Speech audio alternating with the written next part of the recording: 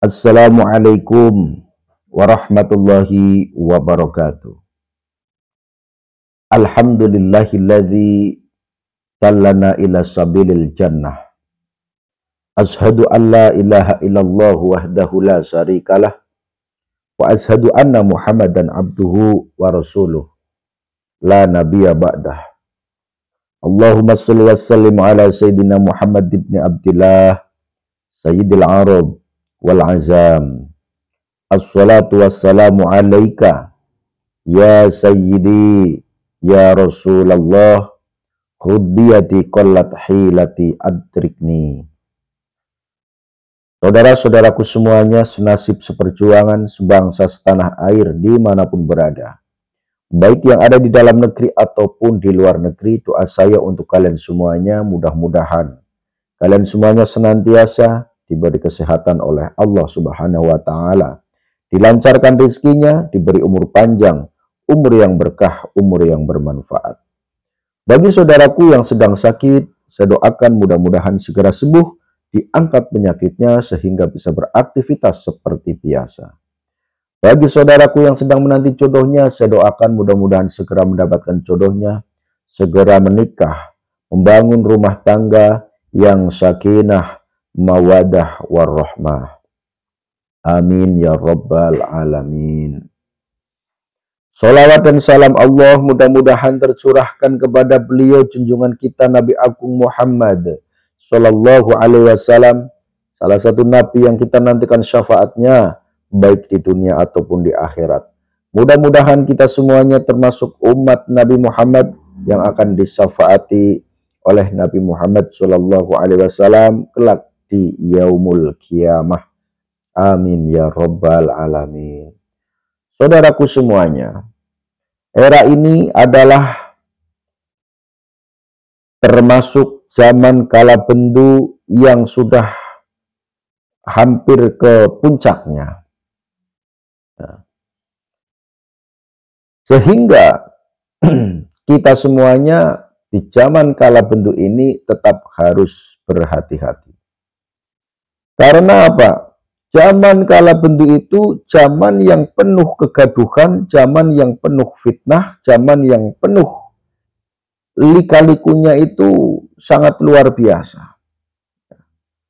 Jadi ini sebagai salah satu ujian buat kita yang harus disikapi dengan baik sehingga tidak terkecoh, sehingga tidak terjerumus ke hal-hal yang sekiranya membuat kita semuanya nanti akan sengsara baik di dunia ataupun di akhirat. Karena banyak sekali orang yang mana berkedok sebagai orang baik, namun sebetulnya di dalam hatinya bahkan perbuatannya sebetulnya sangat-sangat jahat. Harus berhati-hati saudaraku. Apalagi ketika kita berbicara tentang Satrio Piningit, yang mana di dalam keterangannya kemunculan Sang Kinasih Satrio Piningit atau kehadiran Sang Kinasih Satrio Piningit itu dibarengi dengan huru-hara yang sangat besar. Nah, maka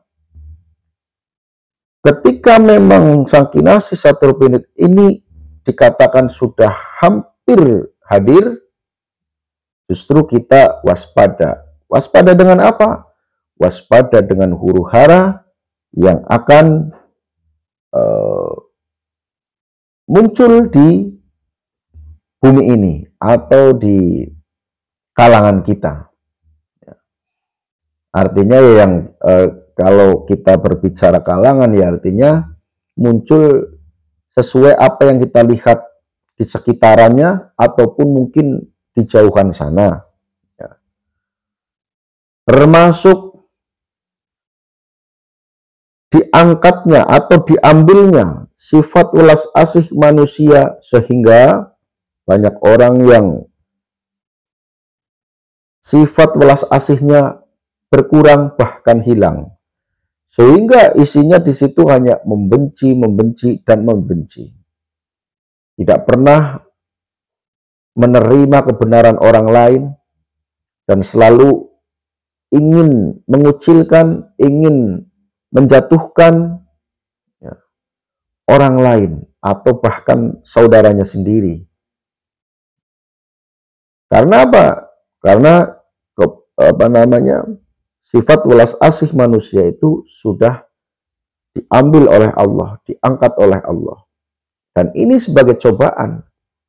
Ya. Jika kalau kita lulus di dalam cobaan ini, tetap iman dan takwanya tetap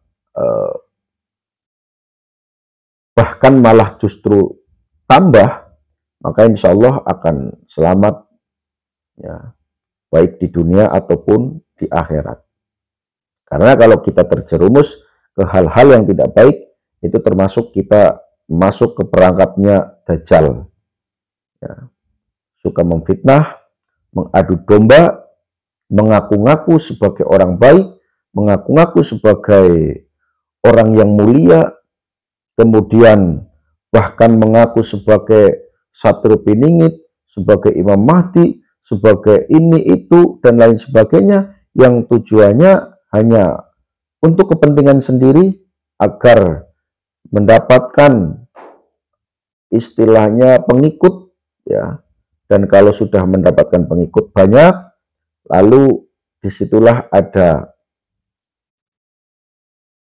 semacam pendawiran kalau bahasa sekarang, ya, meminta-minta, atau pemalakan, itu bahasa lebih kasarnya lagi, malak gitu loh. Pengikutnya dipalak, pengikutnya didawiri, ya, dimintai uang dan lain sebagainya. Jadi intinya kita harus waspada, saudaraku. Waspada bahwa di zaman kala bentuk ini sudah jelas, ya, sudah jelas banyak hal-hal yang bisa menjerumuskan kita ke jalan yang tidak baik.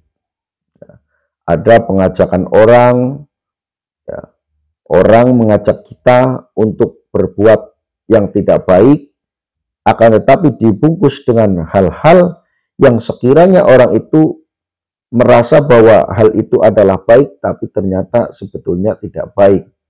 Nah, maka kita harus berhati-hati untuk membedakan mana yang baik, mana yang buruk. Di zaman sekarang ini sangat sulit. Makanya ketika kita semuanya ini hanya mengandalkan mata dohir ini, ya, tidak dengan mata batinnya, ya, maka bisa jadi akan mudah terjerumus dengan hal-hal yang tidak baik. Nah, maka walaupun ada orang yang kelihatannya baik, kita tetap harus berhati-hati. Kalaupun ada orang yang kelihatannya pinter, atau memang pintar beneran, tetap kita harus berhati-hati. Karena setan musuh yang nyata. Orang banyak sekali yang kemasukan energi-energi iblis, sehingga sifatnya pun seperti iblis. Orang seperti itu sulit untuk merasakan kehadiran Sang Kinasih Satru Piningit. Karena Sang Kinasih Satru Piningit bisa dirasakan kehadirannya, bisa dilihat perjuangannya hanya dengan hati yang bersih dan hati yang penuh keikhlasan.